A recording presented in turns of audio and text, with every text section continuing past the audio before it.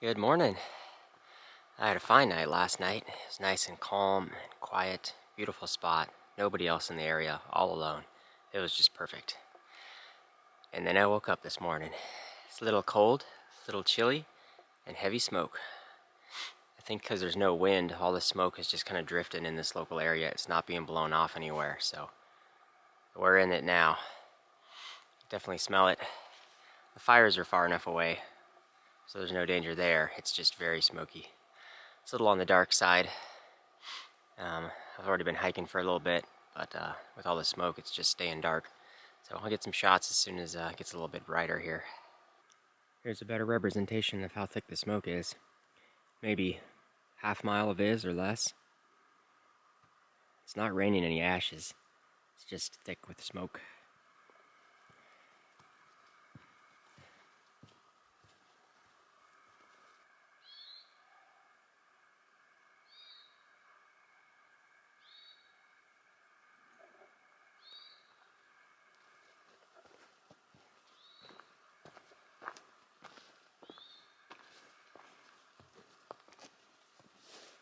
This shot is just to make you all jealous. After 30 seconds of picking blueberries, and since the ambient temperature is like 35 degrees, it's like they've been in the fridge.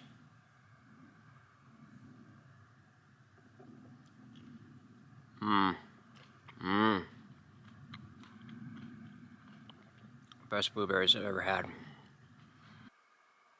Here's Pear Lake.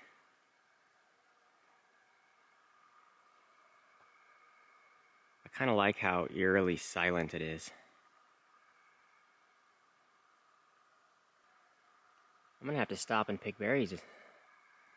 These are like the best blueberries I've ever seen, and there's millions of them. So, south of Snoqualmie Pass, the berries are excellent, but in between Snoqualmie and Stevens, the berries are terrible, and then north of Stevens, the berries are awesome again. There's the sun. Yeah, this smoke is super thick.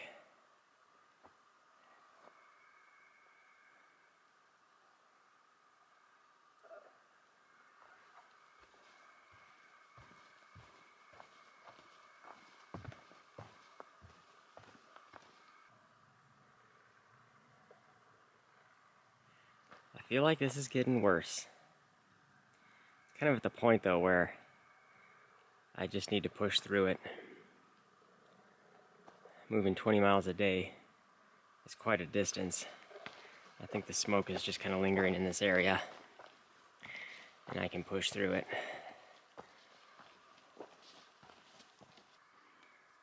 I've been doing nothing but eating berries all morning. This is unbelievably mind-blowing. The quality, the freshness of these berries, the massive quantity of berries. This is incredible. Switched over onto the west side of the ridge. Not as smoky, I can see a little bit further. But it's pretty bad. I was thinking about like bailout options and should I even risk going through it, but I'm kind of stuck to where if I turn around and go south, I'm definitely in the smoke for another day and a half. But if I push north, I can get kind of ahead of this forest fire. So either way, I'm probably in the smoke for the equal amount of time. So I'm just gonna keep pushing forward for now. Down at the bottom of a valley, here's Pass Creek. We'll be crossing this in a second. Smoke's definitely worse down here. Just settles all down in the valleys. We got a 3-mile climb to get back up out the other side.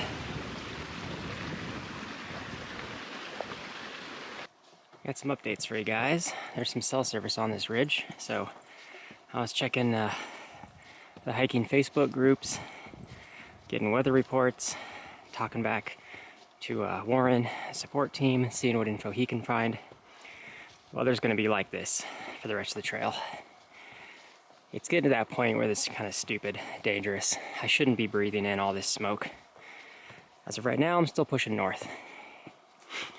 On the Facebook groups, there's pictures of Stehekin, and the conditions there are just terrible. And hikers are taking the ferry. They're calling it quits there. and they're getting out to Chelan and just getting off trail.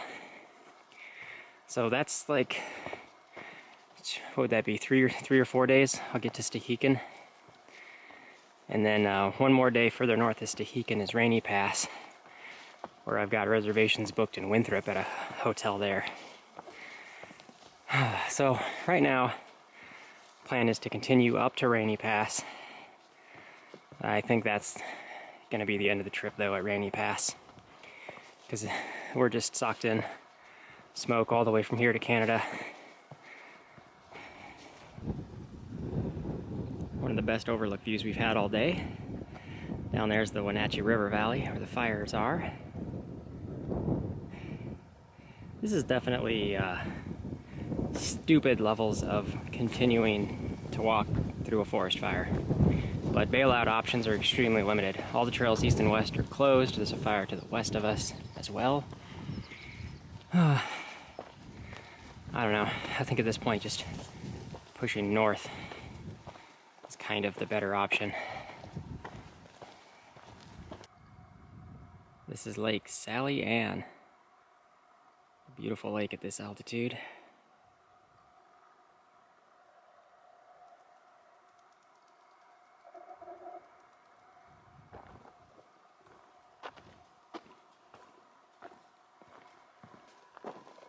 Visibility is noticeably slightly better as I'm pushing north towards Glacier Peak, which is kind of what I was hoping for once I get around the peak, but there's still a lot of heavy smoke pretty much all the way up.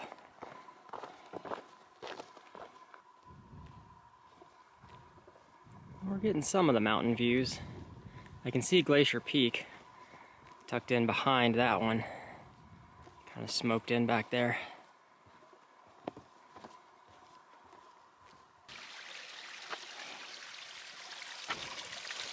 Last water source for the day. From here we got 3 miles left to camp. All uphill, of course. Gotta load up. And also, this water source is the 2,500 mile mark.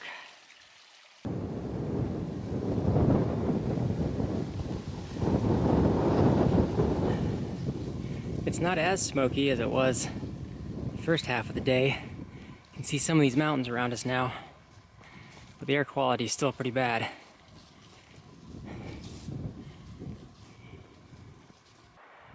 This is the reflection pond. 2 miles to camp.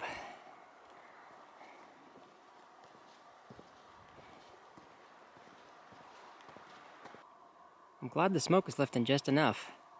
There's Glacier Peak in the back. These alpine fields with the colors changing. Awesome.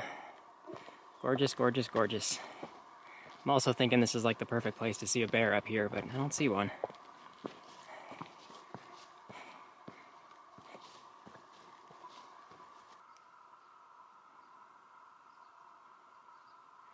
Marmots up here too.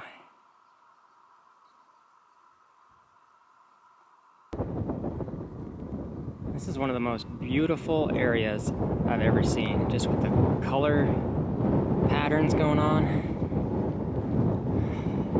Amazing up here. And we are almost to camp.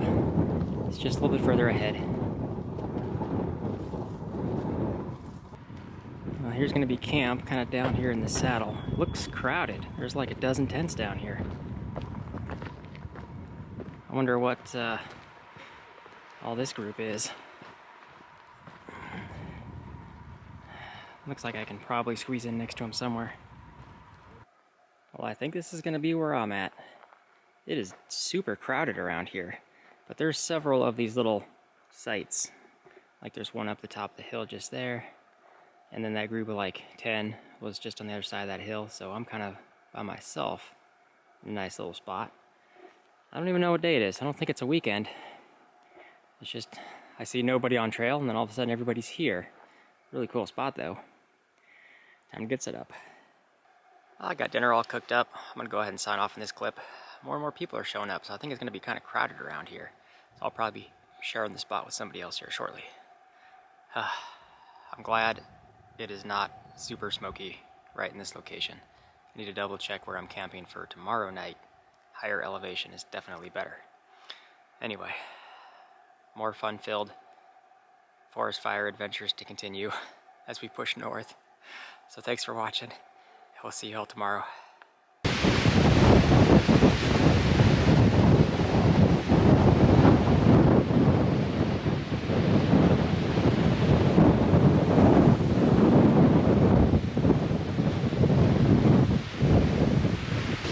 Good morning.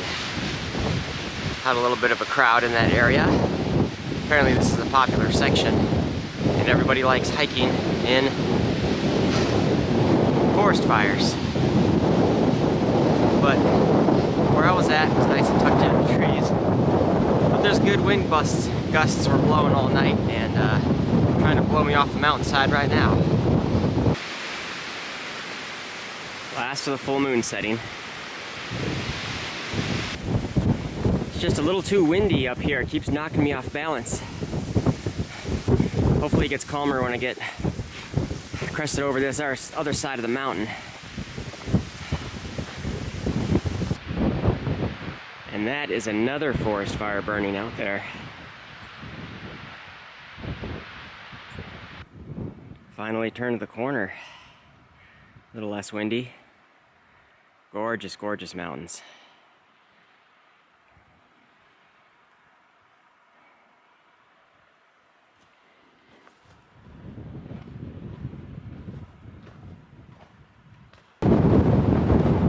Short-lived. Now we're back in the wind.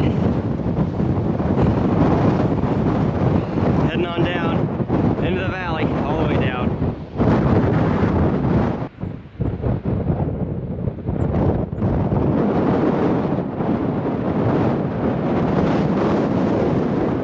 Just way too windy.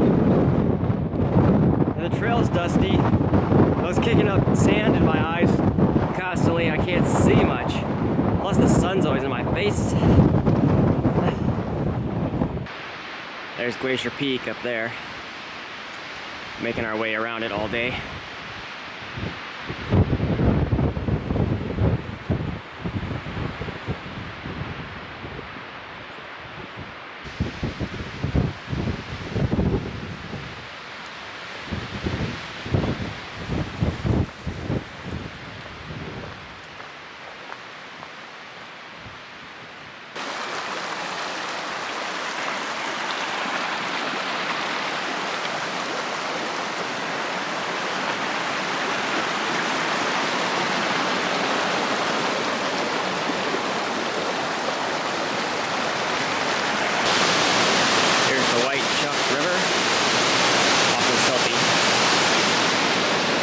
Footbridge. We're gonna have a lot of water crossings today. It's all snow melt from the glaciers. I think some of them have nice bridges over it, but I think there's gonna be a lot of rock hopping and walking across on logs. Beautiful moss-covered forests out here.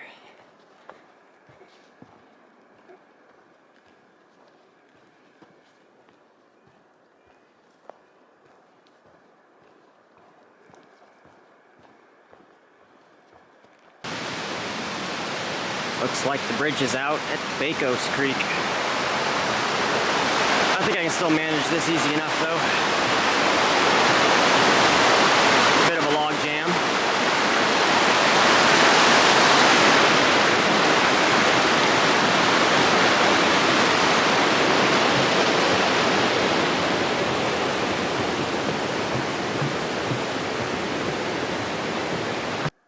I'm totally in love with this forest area right now. You got these old decayed stumps. Everything's moss covered. It's very quiet. You can hear the rushing river in the distance.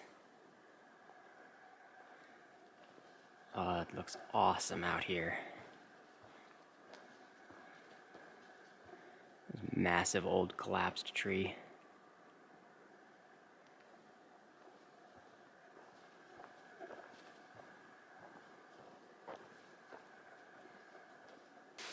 There's looking back. I just crossed Chetwat Creek. Little thing, insignificant. I was just gonna blow past it. but I'm noticing a really strong sulfur smell. So I'm wondering if this is part of active-ish volcanic activity in this area. That'd be kind of cool. There's been a lot of blowdowns today. This is just a small sampling of what I've had to go through. Always fun to maneuver around.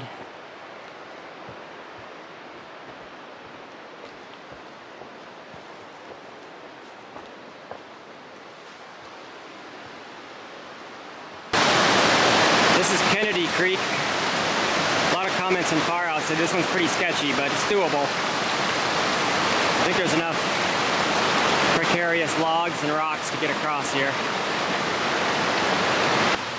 Made it across easy enough. Definitely done worse. We've had a lot of downhill this morning, but start picking it back uphill. I think the next 3 miles or so is all uphill. It's pretty steep.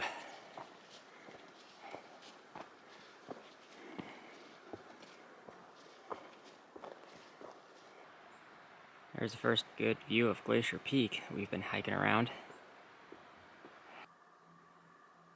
There's all the smoke from all the forest fires.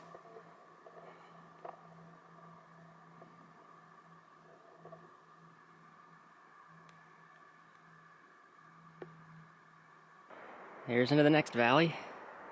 We're just going straight across, all the way around.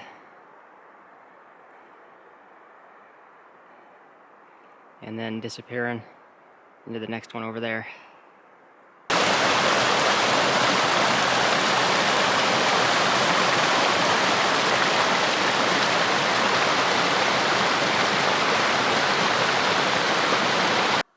Every once in a while we get more good views of Glacier Peak.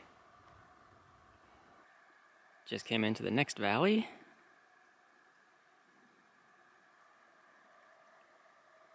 Working our way down.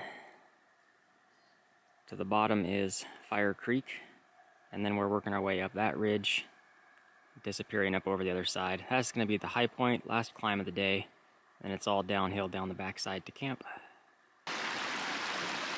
Here's Fire Creek. It's going to be all uphill from here.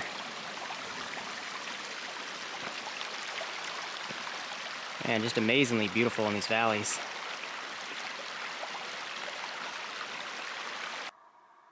Don't worry guys, I am still getting my fill of blueberries.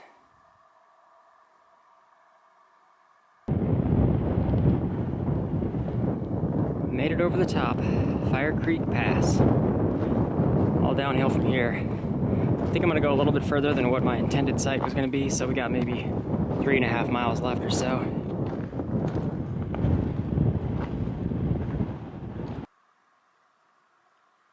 Here's Mica Lake. Look how blue the water is. What a beautiful spot.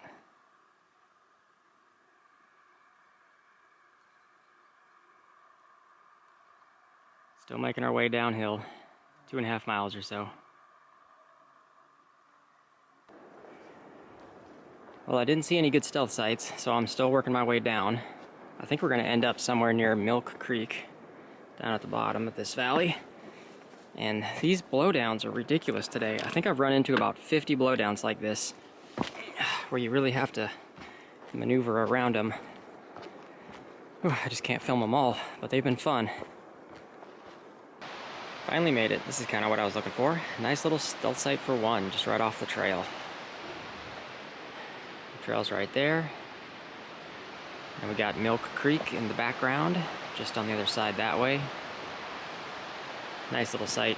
I was just thinking as well, my days and nights out here are numbered. This thing is drawn to a close pretty quick, and I don't know exactly when my last night on trail is going to be, but I try to find sites like this all alone and just enjoy the remaining nights I got left out here. Well, I think that's going to do it for today. I'm all settled in, got my dinner cooked up, and I did some recalculating for where we're going to stay in the next couple of nights, and because we did a couple extra miles today, and just kind of reshuffling everything. I think tomorrow is going to be about a 20-mile day and then a 22, and that'll set us up with only 5 miles to get into the to catch the bus into Stehekin. And as long as we can get there before 9, we can get on the morning buses, and then that'll just make it easier to get into town, do some shopping, eat some good food, and then catch the afternoon bus to get back to trail. So we're looking good. I think that's it. Thanks for watching, and we'll see you all in the next one.